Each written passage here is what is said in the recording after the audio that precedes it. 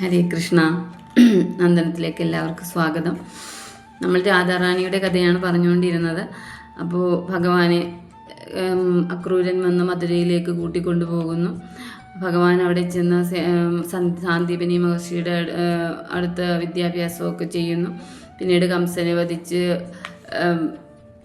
വസുദേവരെയും ദേവകിയെയും പുറത്തു കൊണ്ടുവന്ന് രാജ്യഭരണമൊക്കെ ഏറ്റെടുത്ത് അങ്ങനെ വിദ്യാഭ്യാസമൊക്കെ കഴിഞ്ഞ് അങ്ങനെ ഭഗവാൻ അവിടെ ഭാര്യയോടും കുട്ടികളോടും ഒത്തൊക്കെ അങ്ങനെ ജീവിക്കുകയാണ്. രുക്മിണിയെ വിവാഹം കഴിക്കുന്നു. പിന്നീട് അവിചാരിതമായി അങ്ങനെ 7 ഭാര്യമാരും അദ്ദേഹത്തിൻ്റെ അടുത്തേക്ക് വരുന്നു. പിന്നീട് നരകാസുരൻ പിടിച്ചു വെച്ചിരുന്ന കുറേ സ്ത്രീകളെ മോചിപ്പിച്ച് അവരുടെ സംരക്ഷണവും കൂടി ഭഗവാൻ ഏറ്റെടുക്കുന്നു. 16,100 സ്ത്രീകളുടെ സംരക്ഷണം കൂടി ഭഗവാൻ ഏറ്റെടുക്കുന്നു. അങ്ങനെ ഭഗവാൻ അവിടെ മധുരയിൽ അങ്ങനെ കഴിയുകയാണ്. മധുരയിൽ നിന്നും പിന്നീട് ഭഗവാന്റെ ആസ്ഥാനം ദ്വാരകയിലേക്ക് മാറ്റുന്നുണ്ട്. അങ്ങനെ ഭഗവാന്റെ കർമ്മങ്ങളിലൊക്കെ പെട്ട് അങ്ങനെ ഓരോന്നിൽ നിന്ന് മറ്റൊന്നിലേക്കായി അങ്ങനെ പോകുന്നു. പിന്നീട് ഭഗവാൻ വൃന്ദാവനത്തിലേക്ക് വരാൻ കഴിയുന്നില്ല. എങ്കിൽ രാധാറാണി ആകട്ടെ ഭഗവാന്റെ ആ ഓർമ്മകളുമായി വൃന്ദാവനത്തിൽ തന്നെ ജീവിക്കുകയാണ്. ഇതിനിടയിൽ രാധാറാണി അയാൻ എന്ന ഒരാളെ വിവാഹം കഴിക്കുന്നതായിട്ടൊക്കെ പറയുന്നുണ്ട്. അയാൻ ഭഗവാന്റെ തന്നെ നിഴലാണെന്നാണ് പറയുന്നത്. അങ്ങനെ പിന്നീട് യശോദയെയും നന്ദഗോപരെയൊക്കെ സംരക്ഷിച്ചുകൊണ്ട് രാധാറാണി ഭഗവാന്റെ ഓർമ്മകൾ ജനിപ്പിച്ചുകൊണ്ട് വൃന്ദാവനത്തിൽ തന്നെ ജീവിക്കുകയാണ്. അങ്ങനെ കാലങ്ങൾ കഴിയുന്നു. പിന്നീട് കുരുക്ഷേത്ര യുദ്ധകാലത്ത് ഭഗവാൻ പാണ്ഡവരോടും കൗരവരോടും ഒപ്പം ദേവകി വസുദേവരോടും ഒപ്പം എല്ലാ പത്നിമാരോടും അവരുടെ പത്നിമാരോടും മക്കളോടും ഒക്കെ ഒപ്പം അദ്ദേഹം സ്യമന്തപഞ്ചകത്തിൽ മുങ്ങി നിവരാനായിട്ട് വരുന്നുണ്ട്. അവിടെ അങ്ങനെ ചെയ്യുമ്പോൾ ഉള്ള പാപങ്ങളെല്ലാം തീരുമെന്നാണ് പറയുന്നത്. അതിനു വേണ്ടിയാണ് അവിടെ വരുന്നത്. അപ്പോൾ ഗോപകന്മാരെ പ്രതിനിധീകരിച്ച യശോദയും രാധാറാണിയും നന്ദഗോപനും എല്ലാവരും അവരും വരുന്നുണ്ട്. അപ്പോൾ യശോദയും നന്ദഗോപരും ഒക്കെ വരുന്നുണ്ട് എന്നറിയുമ്പോൾ ദേവകിക്കും വസുദേവർക്കും അവരെ കാണാനായിട്ടൊരാഗ്രഹം തോന്നുന്നു. കാരണം അവരോടൊരു നന്ദി പറയണം. തൻ്റെ മക്കളെ ആ കൗമാരകാലത്താണ് കുട്ടികളെ നന്നായി വളർത്തേണ്ടത്, ശ്രദ്ധിക്കേണ്ടത്. ആ ഒരു പ്രായത്തിൽ നല്ല രീതിയിൽ വളർത്തി അവരെ നല്ല ഒരു മക്കളായി ഞങ്ങൾക്ക് തിരിച്ചു തന്നതിന് അവരോടൊരു നന്ദി പറയണമെന്ന് ദേവകിയും വസുദേവരും ആഗ്രഹിക്കുകയാണ്. അങ്ങനെ അവർ യശോദയെയും നന്ദഗോപരെയും കാണുന്നു. യശോദയും നന്ദഗോപരും ഒക്കെ കൃഷ്ണൻ മധുരയിലേക്ക് പോയതിന് ശേഷം പിന്നീട് അവിടെ സ്യമന്തപഞ്ചകത്തിൽ വെച്ചാണ് കാണുന്നത്. എന്തൊരു സങ്കടമാണോ! കാര്യങ്ങളെല്ലാം മധുരയിലെയും ദ്വാരകയിലെയും ഒക്കെ കാര്യങ്ങളെല്ലാം അറിയുന്നുണ്ട്. യശോദയും നന്ദഗോപരും വൃന്ദാവനത്തിലെ എല്ലാവരും കാര്യങ്ങളെല്ലാം അറിയുന്നുണ്ട്. നാരദനിലൂടെയും ഉദ്ധവർ വരുന്നുണ്ട് ഭഗവാന്റെ വൃത്താന്തങ്ങൾ അറിയിച്ചുകൊണ്ട്. അങ്ങനെയൊക്കെ ഭഗവാൻ എല്ലാ കാര്യങ്ങളും വൃന്ദാവനത്തിലെ എല്ലാ കാര്യങ്ങളും എല്ലാവരും അറിയുന്നുണ്ട്. പക്ഷേ എങ്കിലും നേരിട്ട് കാണുന്നത് ഭഗവാനെ അവിടെ വെച്ചാണ്. അങ്ങനെ അന്ന് രാധാറാണിയും ഉണ്ട്. അപ്പോൾ യശോദ പറയുന്നു, ഞങ്ങൾക്ക് ഒരു സങ്കടവുമില്ല കൃഷ്ണ, നമുക്ക് ഞങ്ങളെ സംരക്ഷിച്ചുകൊണ്ട് രാധ ഞങ്ങളുടെ കൂടെ തന്നെയുണ്ട് എന്ന് പറയുമ്പോഴത്തേക്ക് എല്ലാവരും പെട്ടെന്ന് മൗനമാകുന്നു. എല്ലാവരും രാധയെ നോക്കുന്നു. ഭഗവാനും നോക്കുന്നുണ്ട് രാധയും നോക്കുന്നുണ്ട്. എങ്കിലും ഒന്നും അവർ സംസാരിക്കുന്നില്ല. കണ്ണൊക്കെ നിറയുന്നുണ്ട്. ഭഗവാൻ എത്ര കാലമായിട്ടാണ് അന്ന് കാണുന്നത്. അവർക്ക് പരസ്പരം അറിയാം. രണ്ടുപേരുടെയും ആത്മാക്കൾ ഒന്നാണ്. അവർക്ക് എല്ലാ കാര്യങ്ങളും അറിയാൻ കഴിയുന്നുണ്ട്. കണ്ണുകൊണ്ട് ഭഗവാൻ ഭാര്യമാരെയും അച്ഛനെയും അമ്മയെയും മക്കളെയും ഒക്കെ കണ്ണുകൊണ്ട് ഭഗവാൻ കാണിക്കുന്നുണ്ട്. രാധാറാണി അതെല്ലാം തനിക്ക് മനസ്സിലായെന്ന രീതിയിൽ കണ്ണുകൊണ്ട് രാധാറാണിയും അങ്ങനെ ചെയ്യുന്നുണ്ട്. അങ്ങനെ അന്ന് അവർ കാണുന്നുണ്ട്. അതിനുശേഷം പിന്നീട് ഭഗവാൻ പോകുന്നു. കുരുക്ഷേത്ര യുദ്ധമൊക്കെ കഴിഞ്ഞ് അങ്ങനെ അധർമ്മം വിളയാടിയിരുന്നിടത്ത് അവിടെ യുദ്ധമൊക്കെ കഴിഞ്ഞ് ധർമ്മസംരക്ഷകനായി ഭഗവാൻ ഇരിക്കുന്നു. പിന്നീട് 80 വർഷത്തോളമാണ് രാധാറാണി ഭൂലോകത്തിലുണ്ടായിരുന്നെന്നാണ് പറയുന്നത്. ഭഗവാനേക്കാൾ മുന്നേ ഭൂലോകത്തിൽ വന്ന് ഭഗവാനേക്കാൾ മുന്നേ ഭഗവാന്റെ ഗോലോകത്തിലേക്ക് പോവുകയും രാധാറാണി ചെയ്യുന്നുണ്ട്. അങ്ങനെ രാധാറാണി പിന്നീട് രാധാറാണിയുടെ കർമ്മങ്ങളെല്ലാം കഴിഞ്ഞെന്ന് തോന്നിയ സമയത്ത് ദ്വാരകയിലേക്ക് രാധാറാണി പോകുന്നുണ്ട്.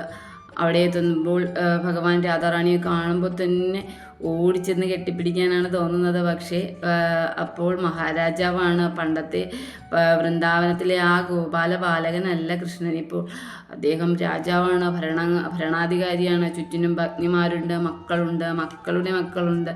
അങ്ങനെയുള്ള അദ്ദേഹത്തിന് ഒരിക്കലും ആ പണ്ടത്തെ ആ ഗോപാലക കൃഷ്ണനായി, രാധയുടെ കൃഷ്ണനായി ചെല്ലാൻ കഴിയുന്നില്ല. എങ്കിലും രാധാറാണിയെ കണ്ട് ഭഗവാൻ പറയുന്നു, എന്താണ് രാധേ, രാധ എന്താണ് ഇപ്പോൾ ഇങ്ങോട്ട് വന്നത് എന്ന് ചോദിക്കുന്നു. അപ്പോൾ രാധ പറയുന്നു, എൻ്റെ കർമ്മങ്ങളെല്ലാം കഴിഞ്ഞു, എനിക്കിനി അധികം നാൾ ഭൂമിയിലില്ല, എനിക്കിനി ഭഗവാനോടൊത്ത് ഇവിടെ കഴിയാനാണ് ആഗ്രഹം, ഞാനൊരു ദാസിയായി ഇവിടെ ജീവിച്ചോട്ടെ എന്ന് പറയുകയാണ്. അപ്പോൾ ഭഗവാൻ പറയുന്നു, പണ്ടത്തെ ഒരു കൃഷ്ണനല്ല ഞാനിപ്പോൾ ഒരു രാജാവാണ്, പത്നിമാരുണ്ട്, മക്കളുണ്ട്. രാധയുടെ ഒരു കൃഷ്ണനാകാനോ രാധയോടൊത്തുള്ള അന്നത്തെ ആ ഒരു ജീവിതം ജീവിക്കാനോ എനിക്കിന്ന് കഴിയില്ലെന്ന് ഭഗവാൻ രാധയെ പറഞ്ഞ് മനസ്സിലാക്കുന്നു. പക്ഷേ രാധ അതൊന്നും മനസ്സിലാക്കുന്നില്ല. എനിക്കറിയാം, ഇതെല്ലാം എനിക്കറിയാം, പക്ഷെ ഞാനെല്ലാം മനസ്സിലാക്കുന്നു. എങ്കിലും ഞാൻ ഭഗവാന്റെ കൂടെ ഇവിടെ താമസിക്കാൻ തീരുമാനിച്ചാണ് വന്നിരിക്കുന്നതെന്ന് രാധ പറയുന്നു. അങ്ങനെ ദാസിയായി രാധാറാണി ഭഗവാന്റെ കൂടെ അവിടെ ആ ദ്വാരകയിൽ താമസിക്കുകയാണ്.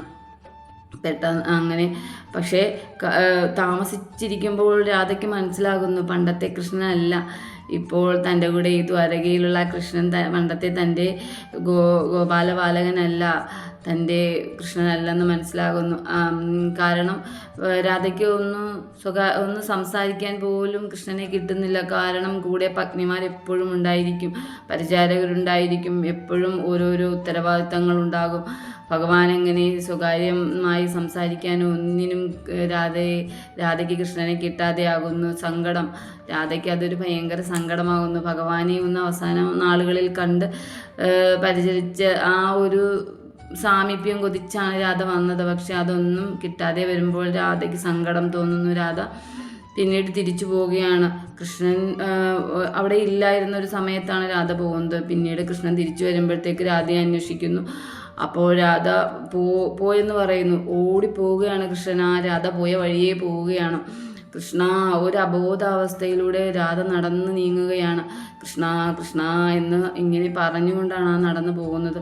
ഓടിച്ചെന്ന് കൃഷ്ണൻ രാധയെ പുറകിൽ നിന്ന് പിടിക്കുമ്പോഴത്തേക്ക് തന്നെ രാധ ബോധമറ്റ് ഭഗവാന്റെ മടിയിലേക്ക് വീഴുകയാണ്.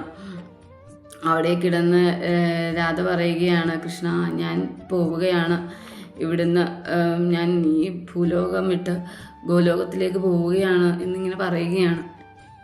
അപ്പോൾ നമുക്കിങ്ങനെ സങ്കടം വരും. എത്ര നാളത്തെ ഒരു കാത്തിരിപ്പാണ്, ഭഗവാന്റെ തന്നെ ഒരു ശക്തിയാണ്.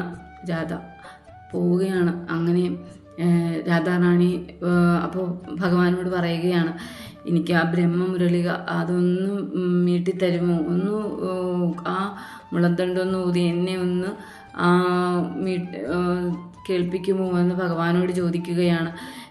ആ വൃന്ദാവനത്തിൽ നിന്ന് രാധയുടെ അടുത്തുനിന്ന് പോകുന്നതിന് ശേഷം ഒരിക്കൽ പോലും ഭഗവാൻ ആ ബ്രഹ്മമുരളിക മീട്ടിയിട്ടില്ല. കാരണം ഭഗവാൻ രാധയ്ക്ക് വേണ്ടിയാണ് അന്ന് പുല്ലാങ്കുഴൽ വായിച്ചിരുന്നത്.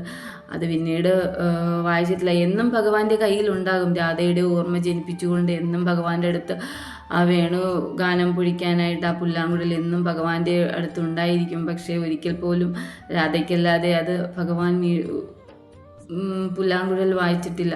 അന്ന് രാധ പറയുകയാണ്, ആ ബ്രഹ്മമുരളികയൊന്ന് ഒന്ന് മീട്ടിത്തരൂ ഭഗവാനെ. അങ്ങനെ രാധയ്ക്ക് വേണ്ടി ഭഗവാൻ വീണ്ടും ആ ഒരു അവസ്ഥയിലിരുന്നു കൊണ്ട് ആ ബ്രഹ്മമുരളിക ഊതുകയാണ്. അതിൽ ആ സംഗീതം കേട്ടുകൊണ്ട് പണ്ട് അവർ ജീവിച്ച ആ വൃന്ദാവനത്തിലെ ഓരോരോ കാര്യങ്ങളും രണ്ടുപേരുടെയും മനസ്സിലൂടെ അങ്ങനെ ഓടി മറയുകയാണ്. ആ ഒരു ഓർമ്മകളൊക്കെ ജനിച്ചുകൊണ്ട് ആ ഒരു ഭഗവാന്റെ മടിയിൽ കിടന്നുകൊണ്ട് എന്തൊരു സന്തോഷത്തോടെ ആയിരിക്കും രാധ ഗോലോകത്തേക്ക് പോയത്.